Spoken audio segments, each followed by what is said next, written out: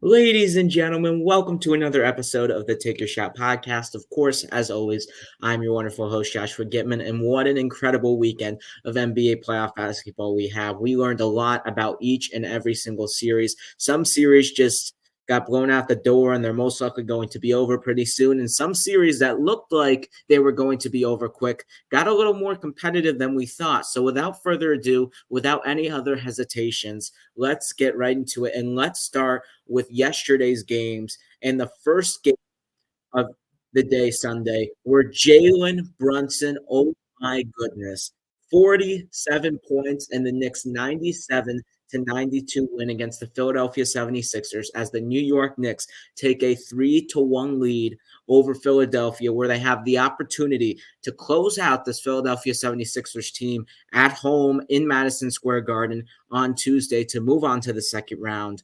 And just Jalen Brunson, absolutely stunning. I Jalen Brunson's performance, in my opinion, is probably the best in this postseason. I know Joel Embiid's 50 in Game 3, that was great, but this one was more impressive to me because the Knicks were pretty much trailing most of the game. It looked like the Philadelphia 76ers had control for most of the first half and most of the second half, at least the third quarter. And then all of a sudden, New York came storming back on the back of Jalen Brunson, and he had a performance to remember. He had 18 out of 34 shots he made, 18 out of 34. He went 9 for 11 from the free throw line. This man was absolutely just astonishing, and he scored basically half of the New York Knicks points in this game, where New York was struggling to generate offense in this game, unlike the last game, which was a little bit more offensively centric for both teams, where it was in the hundreds. This game was more of a grinded out defensive kind of a game, and the Knicks were struggling to find offense. And if Jalen Brunson wasn't there, Philly would have blown the Knicks out in this one. But Jalen Brunson found a way to help this New York Knicks team score in a more defensive kind of a game, and that allowed them to get over the hump. And this performance to me is definitely the best one of the playoffs so far because he single-handedly carried a team that was not supposed to win this game, that was having a very, very bad game, and it was just absolutely amazing. In this game, the New York Knicks, they as I mentioned, they really struggled in the first half. It wasn't really this pretty game for the New York Knicks. As I said, it was grit and grind. They couldn't really generate on any offense. They had 17 points in the first quarter. They were struggling early, down 10. I think they got down by, I think, 13, if I'm not mistaken, in this game. And it was just really, really a struggle for this New York Knicks team. Mitchell Robinson was out for this team. Isaiah Hartenstein got into early foul trouble, and then Precious Achiuwa had to come into the game for this New York Knicks team as the backup center. And Achiuwa wasn't really playing for this Knicks team. And then, of course, with the Mitchell Robinson injury, they really don't have any other options at the backup big. And he had to step on in. And also for the Knicks, Bogdanovich got injured early in this game and did not play in this game for a very long time, and he was ruled out for the rest of the game. So the Knicks were down to basically 7 guys in their lineup. Anunoby Hartenstein, which he barely played because he was in foul trouble. Brunson, Hart, DiVincenzo, Achua, and Deuce McBride. And that was it. That was the lineup, and the New York Knicks found a way in a game that Philadelphia really needed to win, and it looked like they really wanted to win. They were grinding it on the defensive side of the ball, and it was one of the best defensive performances I think I've seen from Philadelphia this season, other than that game in the regular season where they did play the New York Knicks, and it was like 75-73. I don't even remember the score of that one, but that one was one to remember. It was 79-73 Philadelphia, where they held the Knicks to 73 points. But this was a great performance for Philadelphia on the defensive side of the ball. The offense has really been struggling for Philadelphia in this series overall. You've got to give credit to the Knicks defense. But Philadelphia has just not generated enough offense other than Joel Embiid and Tyrese Maxey. We've always criticized Philadelphia for signing Tobias Harris over Jimmy Butler. Remember in 2022, Jimmy Butler was like, Tobias over me. Everybody has been questioning that, and Tobias Harris has not been where he needs to be for this Philadelphia 76ers team. Philadelphia needs somebody else, a number 3, and Tobias Harris is supposed to be that number 3. And when Tobias Harris is averaging 8 points per game in this series over the first 4 games, only getting 10 in game 4, -7 on the floor, 4 for 10 from the field, that's just not going to cut it as the third guy because the Philadelphia 76ers team doesn't really have that many weapons per se on the offensive side of the ball that have really been clicking for this team most of the season. Honestly, it's mostly been Embiid and Maxey. Sometimes Kelly Oubre would have a performance. And other than that, maybe one or so games from the role players, it really hasn't been this kind of offensive juggernaut season from the Philadelphia 76ers. And if you're Philadelphia, you need Tobias Harris to perform better. This is not going to cut it, especially when you're struggling to score on offense to begin with.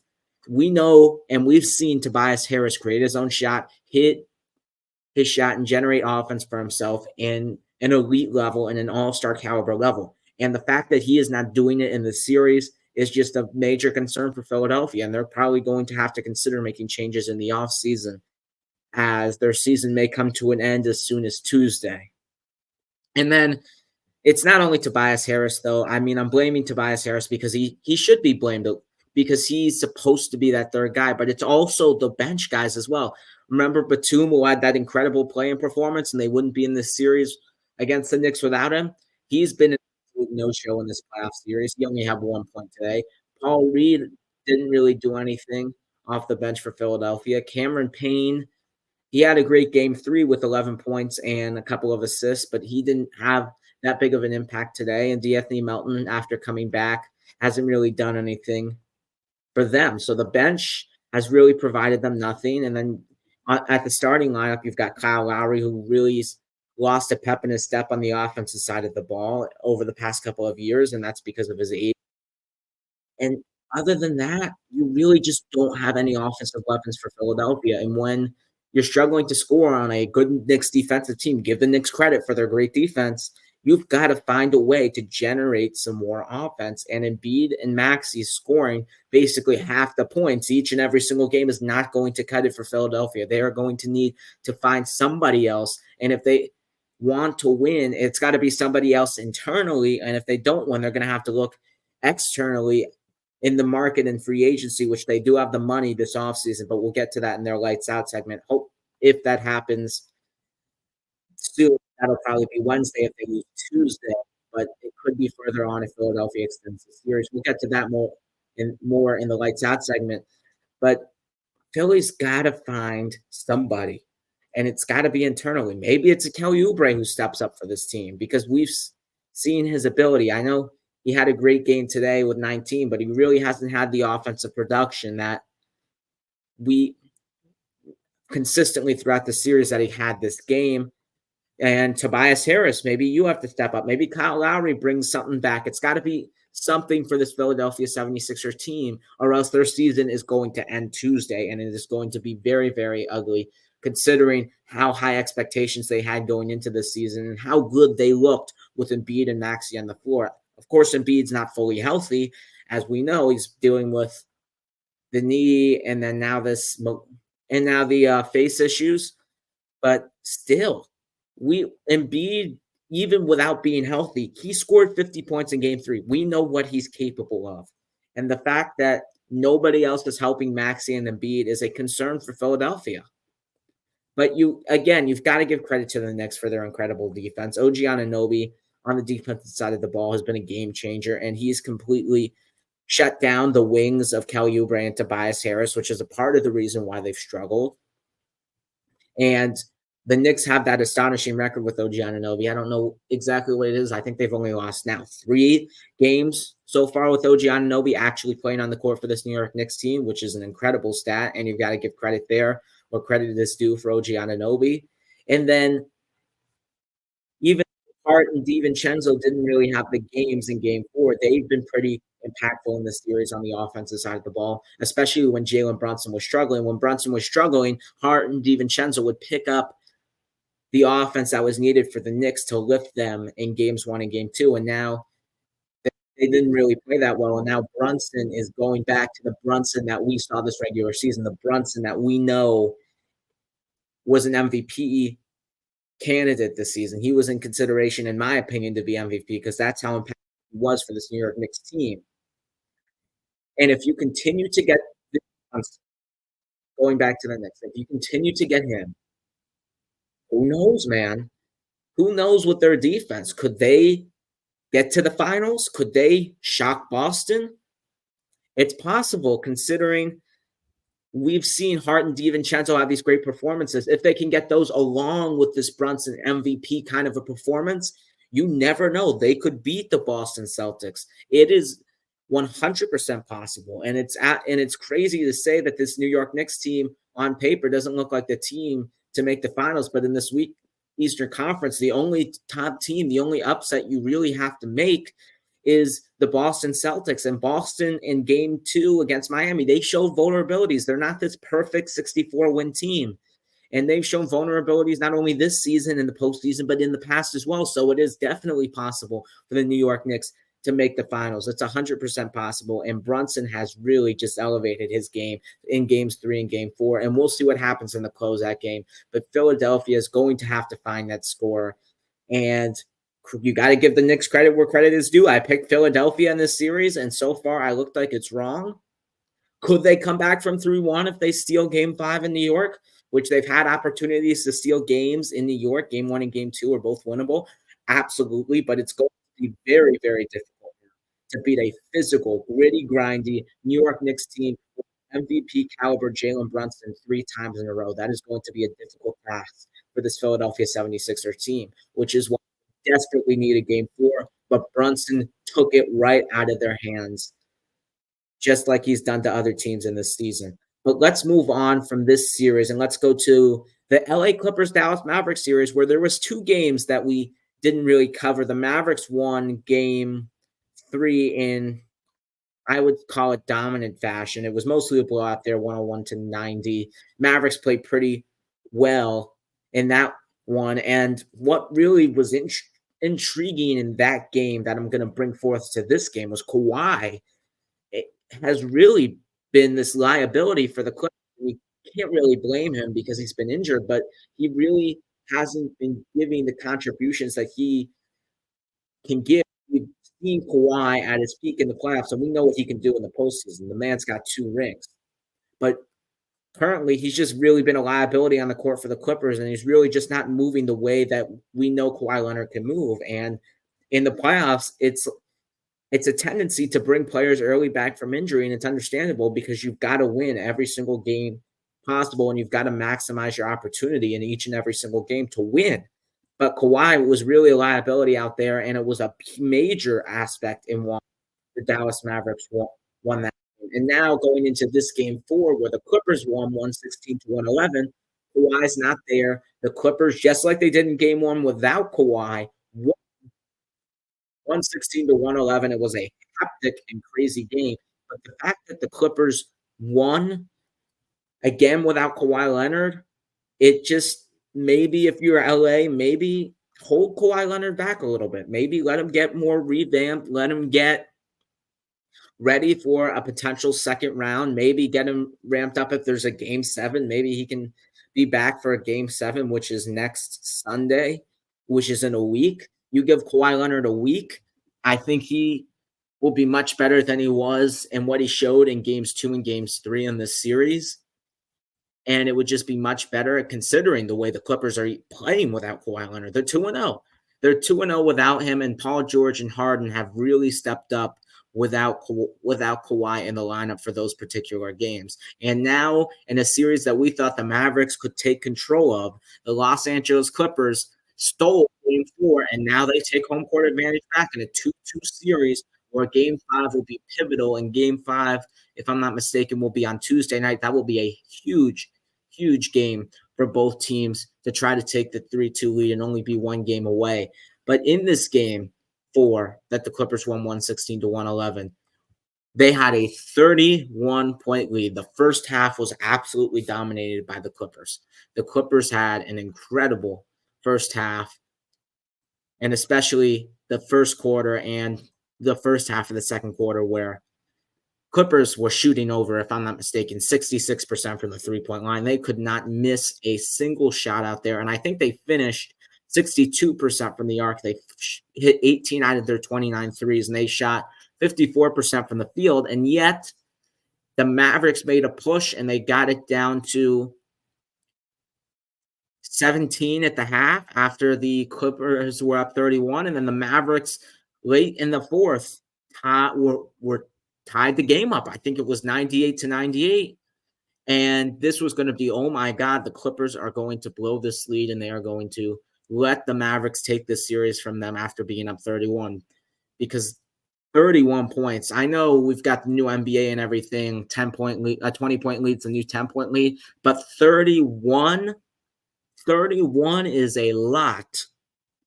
That's the fact that the Clippers almost blew that is absolutely mind-blowing, especially in a playoff game.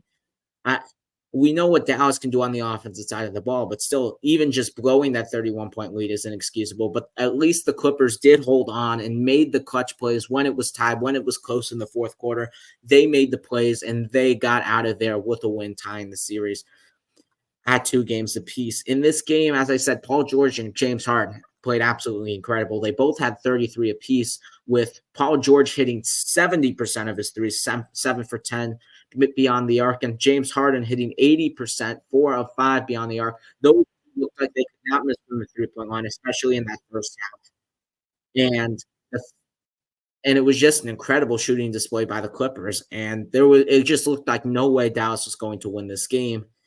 And the fact that they came back was just absolutely shocking. But the Clippers did hold on, and you got to give credit where credit is due. Paul George and James Harden have stepped up their game. We've known what we've seen from Paul George in the past in the playoffs, quote unquote playoff P. But 2020 we saw it, and sometimes 2021 we saw it. It hasn't really been the prettiest playoff experiences for Paul George. And he's really stepped it up, especially in those 2 wins for the Los Angeles Clippers without Kawhi Leonard, and that's something we did not know Paul George has had the capability of doing since that 2019 season where he was 3rd in the MVP voting. This playoff series, in my personal opinion, has looked like the best he's played since that particular moment in time. And then James Harden, of course, we know all the stories with Philadelphia 2022 in the postseason. They lost in 6 to Miami. He didn't play well. 2023 to Boston, he was up and down. He had a couple of good games, but other games he was a no-show. And now he's really showing up for this Los Angeles Clippers team when they need him to show up in these playoff series. But game 3 was a disaster. Games 1 and games 2 were pretty solid for Harden, even though they lost game 2. But game 3 was not so great for James Harden, only scoring 7. But the fact that he responded, the fact that he bounced back in a game that the Clippers probably must needed to win, shows that Harden has really stepped up his game in this postseason, and it is a crucial factor for the Clippers if they want to get past this series and go even further with their most likely next opponent, whoever wins the series, whether that is the Clippers or the Dallas Mavericks, being the Oklahoma City Thunder, who look absolutely red hot. And also in this game, I really, quite frankly, not only in this game, actually, the whole series, I really like the play of Ivinka Zubac. I really think he's been an underrated piece for this Clippers team the entire season. Zubac's really given Clippers just another option to work off the Harden, Paul George pick and roll, get him in the post. He's a very efficient player in the post, very efficient shot taker and a shot maker. And get hot in the post, it's really hard not to double team him, and that would open up opportunities for the Clippers on the wings and the corners. And Zubac not only has played great on the offense, but I thought he has played particularly great against the big guys on the defensive side of the ball, with Gafford being a very limited factor in the series. Credit where credit is due to Zubac, making Daniel Gafford a limited factor in the series. Lively has played decent for the Dallas Mavericks, but that was mostly with Mason Plumlee being on there with the bench with Derek Lively. But when Ivinka Zubac has played, he's been a major factor for the LA Clippers team, and he has looked like the 3rd best player for the Clippers in this series. And the fact that the Clippers found a way to win this game It was shocking to me personally because I thought when the Clippers went 2-1, they weren't getting Kawhi for game 4. Even though I did pick the Clippers to win this series in 7, I thought it was going to be a rough game for the Clippers, but I just am still trying to root my head around the fact that they're 2-0 without Kawhi, even though, like, it makes a little bit of sense because he hasn't been at his peak because he's injured. It's still an interesting little nugget there, and Dallas hasn't really taken advantage of this team when Kawhi Leonard has been out, and if they did that, it would be a sweep, but Dallas didn't, and now we're here in a 2-2 tied series, and it's a competitive series going back to LA, and expect it to be very competitive. I expect this series to still go to 7 games. I'm gonna pick the Clippers in the game 7 because I trust Kawhi when he gets back on the floor, and I trust Paul George and James Harden, even though they've given me a little bit of troubles, as I mentioned, more than I trust Luka Doncic and a Kyrie Irving, even though that's a little bit hard to believe considering how amazing they've played in this series and especially in this game as well. Both of them were absolutely incredible, scoring more than half of Dallas's points. Kyrie had an absolute amazing performance, and when the Clippers were up 31, Kyrie was the one to make the run. If I'm not mistaken, I think he had a 14-2 run where he scored 14 of the points in the first half to get the Clippers back within 17 from 31. And Kyrie got wherever he wanted into the rim. He basically hit all of his pull-up mid-range jump shots. He was pretty efficient from the three-point line, 50% there in this game. And he just looked unguardable, and he looked like the best player out there for the Mavericks today. And that's the beauty, even though in this loss, it's still the beauty of having both the Luka Doncic and the Kyrie Irving. If Luka's not playing great, even though Luka plays great most games, Kyrie can get the ball. And even if Luka is playing great and Kyrie's hot, Luka can just rely on somebody else for this Mavericks team other than himself to basically carry this team on the offensive side of the ball. And that could go vice versa too. It's now Kyrie has Luka, and when Kyrie may be struggling, Luka's there, and we know what Luka Doncic can do as well. So those two have really played well in this postseason. But I would have liked for the Dallas Mavericks team to see the big guys step up a little bit more. Again, I say credit to Ivica Zubac. He's played incredible defense, and he's been an underrated player in this series. But if you're Daniel Gafford, you're Derek Lively, you've got to give Luka Doncic and Kyrie opportunities on the pick and roll, because when that pick and roll works with Gafford, with Kyrie Irving, with Gafford, and with Derek Lively, it's been a beautiful thing to see, and it's really opened up this Dallas offense. And the fact that they're not hitting their shots, they're not really getting the shots that Luka and Kyrie are trying to give them. It's a concern for the Dallas team, and I think if those guys can get to their spots in the post, I think those guys can really help set up the offense, and especially if they're hitting their shots, the defense collapses on them, and then there's more opportunities for Derek Jones Jr. or PJ Washington 3 on the wing, or back to Doncic, back to Irving on the three-point line. It gives the Mavericks more options on the offensive side of the ball, and I think if the Mavericks want to win the series, I think both of them need to step up in a big way. But let's move on from this series, and let's go to Indiana, where the Pacers protected home court, winning both of their games against the depleted Bucks. In Game 3, the Pacers won 121-118 in overtime, and in Game 4 yesterday, it was 126-113. In Game 3, Damian Lillard hurt his Achilles, and he was playing with a minor Achilles injury for the rest of the game. When he hurt it, the Bucks basically were relying on Chris Middleton and Brook Lopez to carry them in that game. And did Chris Middleton do that? Chris Middleton had an incredible Game 3, if I'm not mistaken. He had 42 points, and he hit the game-tying shot to force overtime, and he hit in overtime a tying 3 before eventually Tyrese Halliburton would get the and-1 to give the Pacers the win. And what I said in the series after Game 2, Chris Middleton needs to step up. Chris Middleton needs to be that third guy. Chris Middleton needs to be this, like, a more offensive threat. he did that in this game three, and credit where credit is due. Chris Middleton stepped up to the plate, and it still wasn't, unfortunately, it still wasn't enough, especially with Damian Lillard being injured. Of course, that could have been a different outcome if Dame was healthy and actually making a contribution on the court. But ultimately, you've got to give credit where credit is due, where the Pacers did win that game. But Chris Middleton proved me wrong there, and I'll give him that. And also in game three, Damian Lillard had 28. Portis played well as well with 17.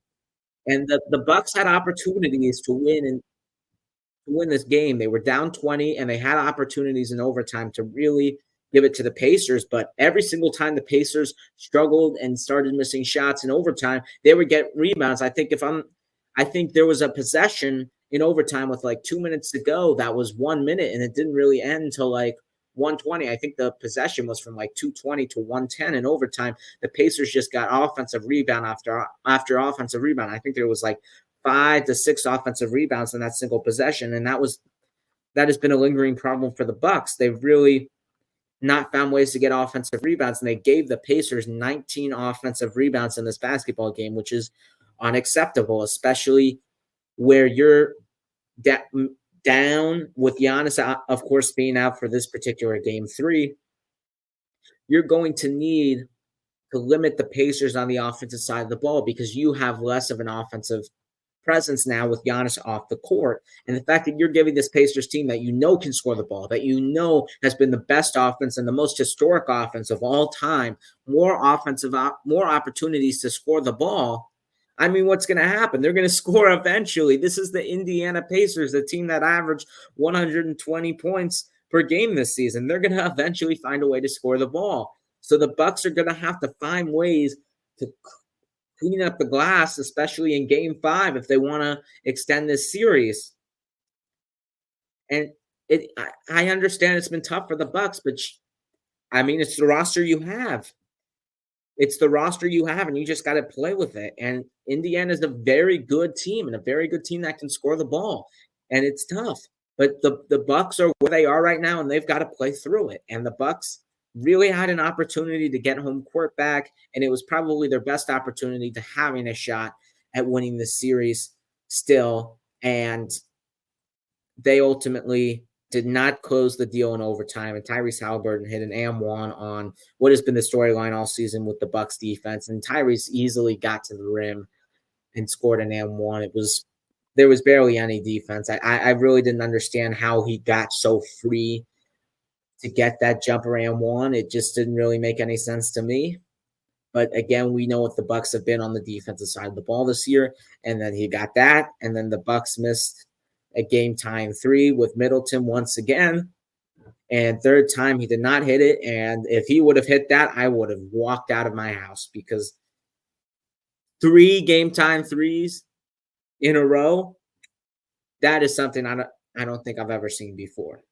And I would have just walked out of my house. But he didn't hit it, and the Pacers won that game. And then going to game 4, Damian Lillard was out with the Achilles injury. Giannis, of course, has continued to be out, and we still don't know when he's going to be back. Bobby Portis got ejected in the first half in this game, early in this game, for a fight with Andrew Nembhard. I didn't really understand why he got ejected. He really didn't put any hands to the face. There was physicality, and there wasn't really any punches thrown. It was just fighting and shoving, and I just didn't really understand why Bobby Portis got ejected, considering that a lot has been let go in this postseason, especially like with the Joel Embiid situation in Game 3. But there's just really been a lot that has been let go, and I just didn't really understand why Bobby Portis got ejected over this fight. And then that just really, now you've got no Portis, no Lillard, and no Antetokounmpo, and you're just a really depleted team right now, and it's hard. Like, I mean, how are you going to win? Like, how are you supposed to win when you've got Middleton, Lopez, Beverly, Beasley, Gallinari getting in the rotation, Crowder, Connaughton, AJ Green, and Andre Jackson Jr.? I mean, it's hard to win considering those guys, all of those guys, even Middleton, even Brook Lopez, hasn't really given you offensive consistency this year, and it's hard to match with an Indiana Pacers offense.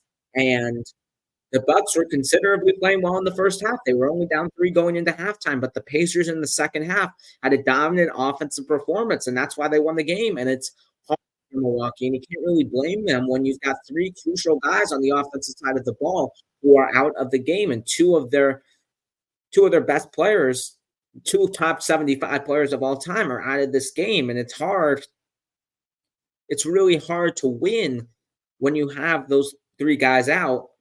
And the Pacers played very, very solid in the second half, and the Bucks were in the game, and they had opportunities to potentially win this game if they played a little bit better on offense. But like, you can't really ask that much of a Milwaukee Bucks team. We haven't seen guys like AJ Green, Marshawn, not Marshawn Beauchamp, RJ Jackson Jr., Danilo Gallinari, Jay Crowder, Patrick Beverly, really do that much on the offensive side of the ball. In this game, Middleton stepped up once again, and Brook Lopez had one of his better games of this series with 27. And Malik Beasley had a solid game, 20 points for them. It's still just not enough. And the Pacers could not miss from 3 in the second half as they hit 22 threes, and they were on pace to get over 50% of their threes made. The fact that they shot 50% in Milwaukee looked like they had opportunities to win this game. You got to give credit to the guys that were on the floor to Milwaukee, but now you're sitting in this position where you're down 3-1 and you're 1 game away from elimination.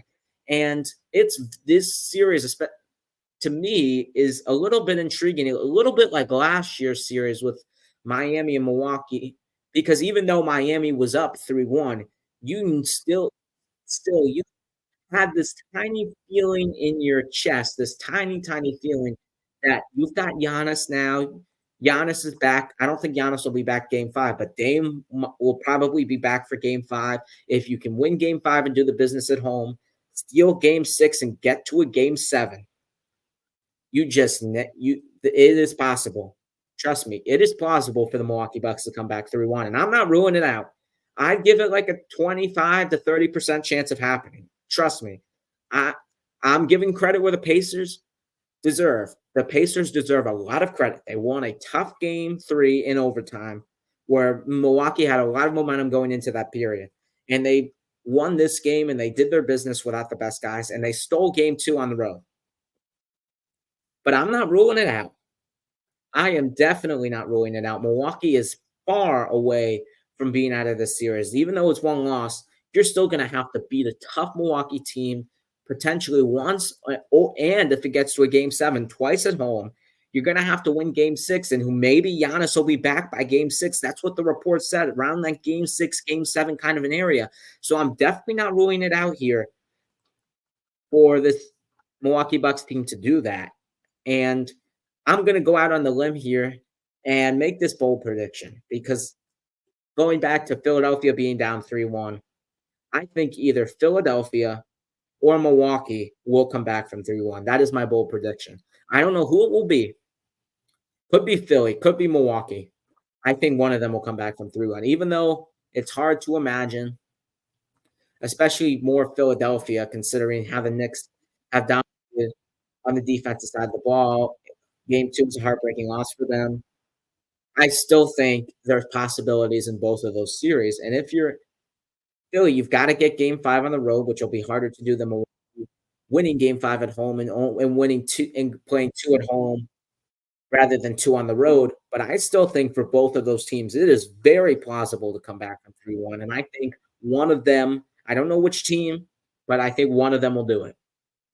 That's my bold prediction going for the rest of this playoff series. But let's move on from the Eastern Conference real series, and let's go to the most boring series, in my opinion, the final Eastern Conference series that we really haven't talked about yet in a lot of detail, which is the Orlando Magic and the Cleveland Cavaliers. You see the title, the most boring yet most competitive series I think I've ever seen.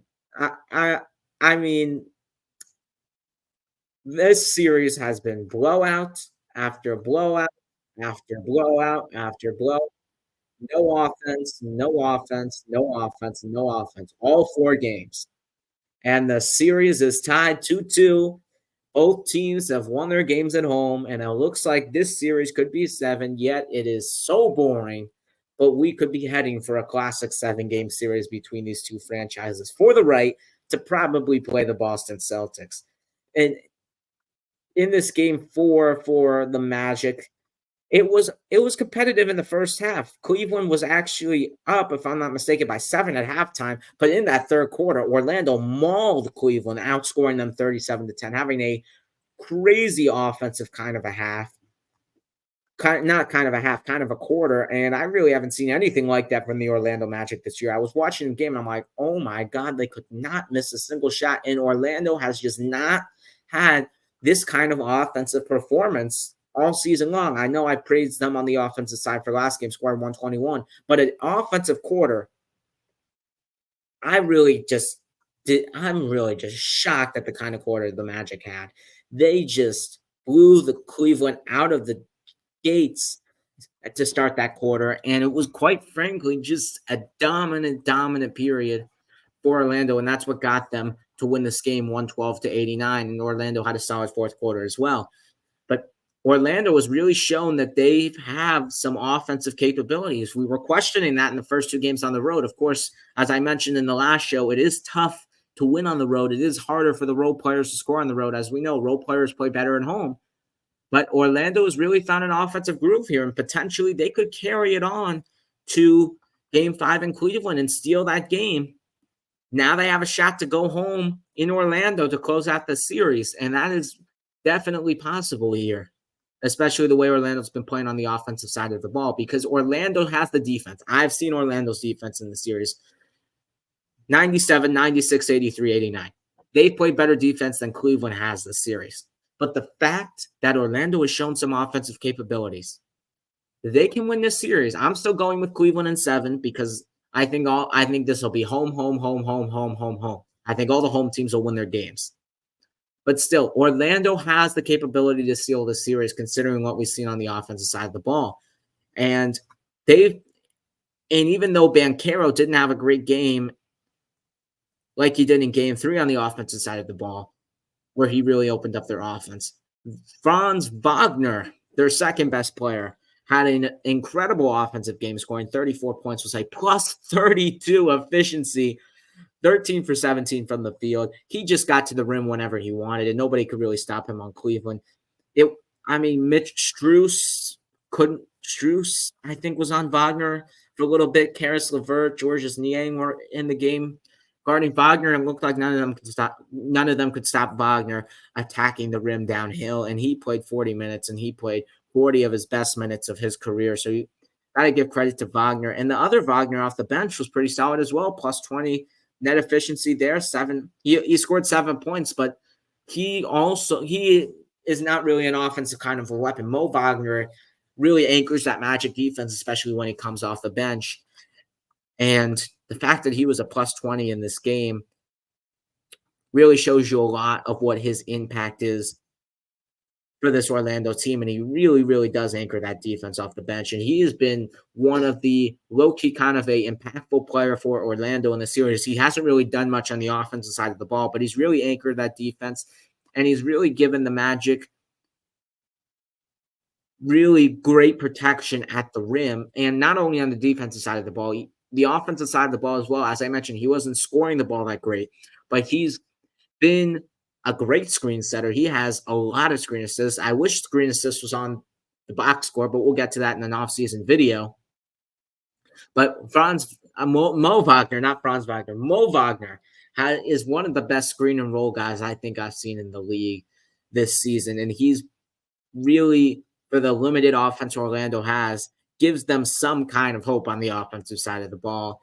And I got to give him a shout out because he's been playing incredible. Now, for Cleveland side of the ball, another offensive stagnant game for this Cavalier team. It's Mitchell's been playing okay. He didn't have the greatest game, but he's been the only really consistent guy for this Cleveland team. But other than that, everybody else has been inconsistent. Evan Mobley hasn't really played that well. Jared Allen has had his ups and downs this series. Darius Garland hasn't really played that well. Was a minus 27 yesterday, not a few days ago, against this Orlando Magic team. Max Strus hasn't really been a no-show. He's been up and down. Of course, he's a shooter, so he's a kind of a streaky shooter, and he's been really up and down. And nobody off the bench has really contributed. Karis LeVert, no show. Georges Niang, no show. This team has really struggled on the offensive side of the ball, and it's not like they've been shooting abysmal from the field. The field goals are not the problem. It's the three-point shot, and Cleveland has just not hit a lot of threes. They hit 4 total threes in this game. 4 for 17, 23.5% shooting in this game, and it's a very big concern. It's a concern, especially when Orlando's been clicking on offense in these past 2 games, and if they continue to click on offense going back to your place, you may be done in 6, and your season may be over, and it may be another disappointing season for Cleveland, and Donovan Mitchell will ask out, and it will be a disaster for Cleveland. And so, like, the guys have to step up for Cleveland. There's nothing else you can say. There's nothing else like that. I've watched all of these games in the series. For how boring the series has been, I've watched every single game. There has been nothing wrong with Cleveland on the defensive side of the ball. Nothing. It's been in these last 2 games, it's been the Magic playing great on the offensive side of the ball. The first 2 games, Cleveland A+ on the defensive side of the ball. Games 3 and 4, probably B+. But their offense in all 4 games has just not been great. And it's not even for this series. Looking ahead at a Boston team who has incredible defense and an incredible offense. You got to score the ball or else you're going to get swept against Boston. You have to. And 4 threes is unacceptable. Unacceptable. Considering you have 3-point and you have guys who are capable at shooting the 3. So we know Mitchell can shoot the 3. Garland can shoot. Georges Niang can shoot the 3. LeVert can shoot the 3, and all of them. And Garland hit 2, Mitchell hit 1, and Strus hit 1, and that was it. That's all she wrote. And you can't do that when you're trying to generate offense. And in today's NBA, you got to do that from the 3-point line. And if you can't shoot the ball from the 3, you're going to lose every single time. So Cleveland's got to find ways to step up shooting the ball from the 3-point line. They've got to set their guys up. They hit the shots, and they've got to make the shots. And they're real on the offensive side of the ball. That's really all I've seen from Cleveland that's been wrong. It's just been the offense, just like Orlando. It's been the offense. That's why this series is just so boring, yet it's so intriguing for how competitive yet not competitive this actually is. But Cleveland's going to have to make that adjustment. Orlando just has to find consistency on the offensive side of the ball going into Game 5. As I mentioned, I'm still taking Cleveland in this series in 7. I think Cleveland will find a way to bounce back in Game 5. And they'll probably come back home after they lose Game 6 and win in a tight Game 7. That's my prediction. But let's move on from that boring series, and let's go to an intriguing series for a little bit. It may not be that intriguing anymore. It still has the potential to be, but the last Eastern Conference series where the Boston Celtics in Game 4 against the Miami Heat, Game 3 against the Miami Heat, get a much-needed win, 104-84. It was an absolute Boston domination for most of the game, just like it was in Game 1. And the fact that they held this Miami Heat team to 84 points, I don't care who's on the court. 84 points is absolutely astonishing. And not only that, they held them to 12 points in the first quarter. 12 points. And for how bad Miami's offense has been this season, it wasn't their offense being that bad. It was Boston's defense. Boston recovered on everything. Boston played incredible switch defense. They were causing Miami problems. They were forcing a lot of turnovers for this Miami Heat team.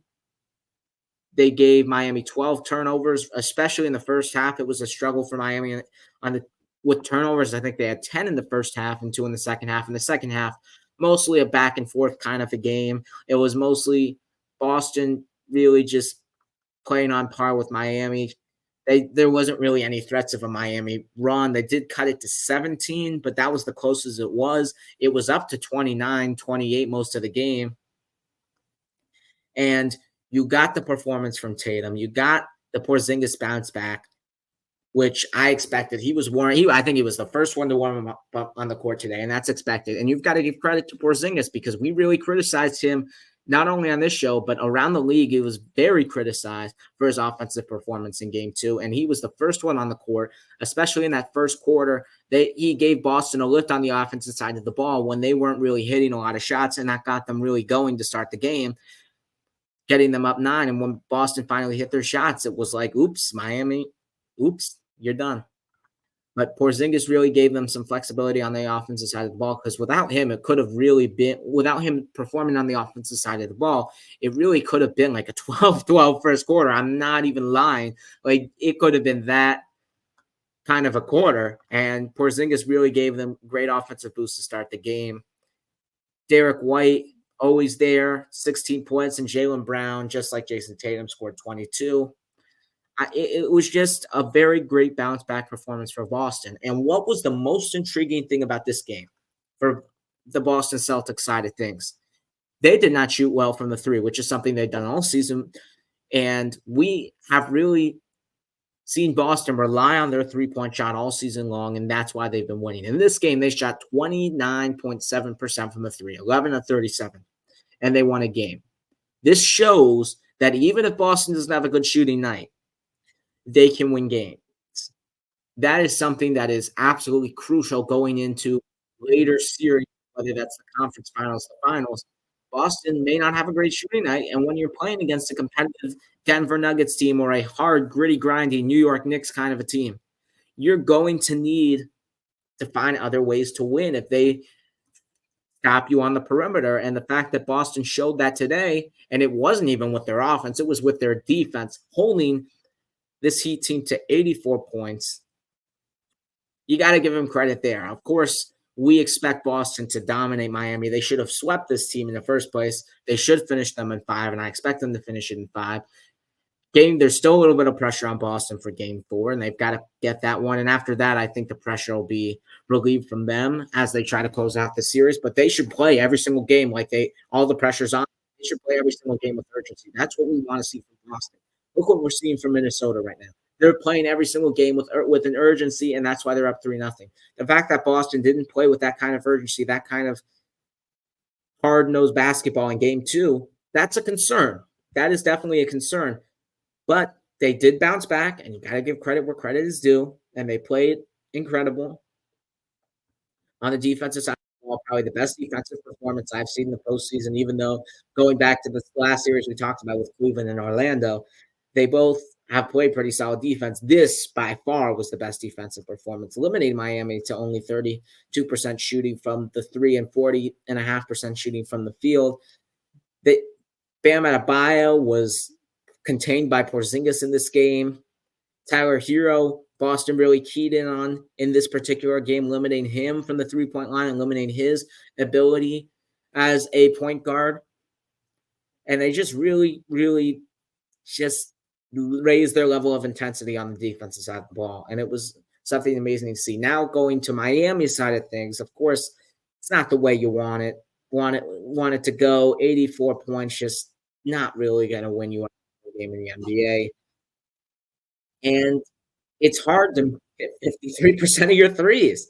And maybe that's the only way you beat Boston. And maybe you're going to have to find ways to start hitting shots. And because it's really hard to beat this Boston team. And that's probably the only way you can probably have any single chance at winning this series. But of course, game 4 is going to be a must win for them. I expect Miami to come out stronger than they did in this game 3. And it could potentially be another classic against Boston. And I think it'll be a competitive game in game 4. And the question will be, can Boston find a way to win one of those competitive close clutch games in the clutch? That could be a question going into game 4, and maybe we could see that there, but I expect Miami to come out a lot better. DeLon Wright, who was pretty impactful for this team in this series so far for Miami, been playing great defense for them, hitting a lot of threes, giving them some offensive kind of juice. He wasn't there for personal reasons, but they're expecting him to be back for game 4 tonight. So he should be on the court. That's a little bit of a reason why Miami struggled a little bit, because it's hard when you don't have him. And something else that's been a concern for Miami is the backup big. You've got Kevin Love, Thomas Bryant in there when Bam Adebayo goes out. They're both terrible defensive players. And no matter who's on the court for them, whether that's Love or Bryant, Boston just goes at him and they score quite easily. And that really helped start some of the Boston runs in this basketball contest. And when Miami did cut it to 17 at one point, and it looked like Miami, here they come. Maybe they can make a push here. Boston just went at Love, went at Thomas Bryant, and they just got easy shots and they really settled the game down. And that's why they won. So Miami's going to have to figure out a way to not let those bigs get exposed. They're going to have to figure out for how many minutes Bam's playing. I think he played 39. You got to figure out the non-Bam Adebayo minutes because you can't run him to the ground in a first-round series, but you may have to if you're Miami because there's just no other option in the backup big right now. Maybe you could play Jovic as the backup big for who knows. I don't know what they could do, but it's either Jovic as the backup big or you've got to play Love or Thomas Bryant. And I would probably stick with Love considering his offense, but it's tough when you've got those backup bigs and they're just getting exposed every single time and you can't really do anything because they just have no other backup big. So maybe move Jovic there, maybe stick with Love, but I don't know what Miami's going to do there. But all I know is if they want to beat this Boston team, they're going to have a much better shooting performance. And they're just going to have that's it, man. That's it because this team is just way undermanned and there's nothing you can do. Terry Rozier is continually out on the injury report. Maybe if this got to a game 6 or 7, he could come back. But right now, Terry Rozier is not there, and they're going to have to work with the pieces they have. And Tyler Hero, he didn't play a great game, 15 points, but he shot inefficient like he did game 1, 5 for 16. Got to step up like he did in game 2. Bam Adebayo's got to find a way to score over Porzingis, even with his length. Jaquez, even though he's a rookie, got to find a way to score more. And Jovic as well, even though he's a second-year player, he's been playing pretty decent. You've got to find a way to step up more. And Caleb Martin, who played an incredible game 2, was an absolute no-show for Miami today. Didn't really take a lot of shots. Made a couple of shots. He took 2 for 4, 1 for 2 from the 3. But he's got to be more assertive on the offensive side of the ball, shooting more, because we've seen what Caleb Martin can do, especially against this Boston Celtics team. And really, the only way Miami's going to win is if they play good on the offensive side of the ball, hit 3-point shots. That's the only way I can see this going Miami's way in the small chance they actually have. But if they want to extend the series, they should win game 4. I think game 4 will be a little more competitive, and we'll see what happens. And this could be an intriguing storyline if Miami gets another game. But Boston did show, and they did come out and show, and they silenced the haters, and they reminded us what team they were in the regular season, dominating like they did in game 1. But the one thing that I forgot to bring about that I do want to bring about in this show is the top 3 in the Western Conference absolutely continuing their dominance. First of all, Nuggets, of course, we expect. They're up 3-1 right now. I thought they were going to close it in 4, and I said it on the podcast like I guaranteed it, but of course I was wrong. But the Nuggets are still dominating. They're up 3-1 against the Lakers. The Thunder are up 3-0 against the Pelicans and have the chance to sweep them tonight, which I think they will do. And finally, the Minnesota Timberwolves have already won their series. They defeated the Phoenix Suns in 4 games by an absolutely dominant performance under Anthony Edwards. It's very surprising to me personally that these Western Conference teams, especially the Oklahoma City Thunder and the Minnesota Timberwolves, have absolutely continued playing to their dominance. And when you look at these teams specifically, what makes them stand out? Like especially going back to the Thunder and the Timberwolves, they're both young teams. They didn't really have that much success last season. And all of a sudden they become first and second in the West for most of the season. And we still have questions about them. I still have questions about them. I still personally believe that the Thunder are going to lose in the second round, and I still think Minnesota is going to lose to Denver. But the fact that they have dominated their playoff series and are sweeping opponents that we do not expect them to sweep. Okay, maybe the Thunder with the Pelicans without Zion, but Minnesota sweeping the Suns, even though the Suns have been a disaster. Kevin Durant and Devin Booker on that team. That team made it to the NBA Finals. The fact that Minnesota never gave them a game in that series. Dominant wire to wire in most games except for this last one. The fact that they did that shows how dominant of a team they are. And particularly what's interesting is 2 weeks ago, I thought Denver would have an easy path to the Western Conference Finals. I thought they would dominate the Lakers again, and I thought they would beat Minnesota in a 5-game series. Now that series gets a little more interesting. The way Minnesota has played in this first round makes that series that more intriguing. I just do not see a way now where that series does not go at least 6 games. I'm still going to take Denver, and I'll probably take Denver in 7 now if we're looking ahead to that series. But the fact that Minnesota will now have a shot to win that series, and Minnesota will have a shot to make the Western Conference Finals, just like Oklahoma City. And imagine if they both met and it's OKC versus Minnesota with a spot in the finals. That would be insanity. But this is the shift of the new NBA. You look at these 3 teams in the Western Conference: Thunder, Timberwolves, and Nuggets. They're all young teams. But when you look at the other teams, like the Clippers, a little bit older, the Lakers, older, you've got the Suns, an older team. It's a new era in the NBA, and it's starting with these 3 teams. The old is out and the new is in. Stars like Anthony Edwards, Shai Gilgeous-Alexander, and Nikola Jokic have taken over the game of basketball. And it's something interesting and something new, but it's also something that is destined to be great. And the fact that they have continued their dominance in the regular season, converting it to the playoffs, which is a very, very difficult thing to do for young teams, is something that has impressed me a significant amount. And I think I'm going to end it there. It was a great show overall, but I think that's enough for this week.